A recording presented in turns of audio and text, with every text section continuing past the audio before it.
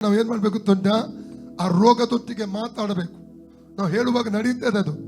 ಅದಕ್ಕೆ ಬದಲು ಈ ರೋಗ ನನಗೆ ಬಂತಲ್ಲ, ವೈದ್ಯರಿಗೆ ಹೇಳಿಬಿಟ್ರಲ್ಲ, ಹೀಗೆ ರಿಪೋರ್ಟ್ ಬಂತಲ್ಲ, ನಾನು ಸಾಯ್ತೇನಾ, ಅಥವಾ ಈ ವೈರಲ್ ರೋಗ ನನಗೆ ಬರ್ತದ, ಆ ರೀತಿಯಲ್ಲಿ ಮಾತಾಡಿಗೆ ಹೋಗಬಾರ್ದು. ಅದಕ್ಕೆ ದುರ್ರಾಗಿ ನಿಲ್ಬೇಕು. ಆ ರೋಗದ ಸಿಂಟಮ್ಸ್ಗಳು ನಿಮ್ಮ ಕೈ ಬರುವಾಗ ಅಲಕ್ಷ್ಯ ಮಾಡಬೇಡಿ. ಚಿಕ್ಕ ಚಿಕ್ಕ ತಲೆನೋವು ಬರುವಾಗಲೇ ಅಲ್ಲಿಂದ ಗದರಿಸಿ ಅಲ್ಲಿ ಬುಡದಿಂದಲೇ ಹೋಗಬೇಕು, ಹೊರಗೆ ಹಾಕ್ಬೇಕು. ಅದನ್ನು ಇದರ ಮಕ್ಕಳು ಇದನ್ನು ಪ್ರಾಕ್ಟೀಸ್ ಮಾಡಿ ಅಭ್ಯಾಸ ಮಾಡಬೇಕು. ವಾಕ್ಯ ಮಾತಾಡಲಿಕ್ಕೆ, ಅಧಿಕಾರದ ಗದರಿಸಲಿಕ್ಕೆ ಅಭ್ಯಾಸ ಮಾಡಬೇಕು. ನಡೀತದೆ ಅದು 100% ಅದು ನಡೀತದೆ. ಕಾರಣ ದೇವರು ನಮ್ಮ ಮಾತಿಗೆ ಅಧಿಕಾರ ಕೊಟ್ಟಿದ್ದಾನೆ. ಅರ್ಥ ಆಗ್ತಾ ಇದೆಯಾ? ಎಷ್ಟೇ ಅರ್ಥ ಆಗ್ತಾ ಇದೆಯಾ?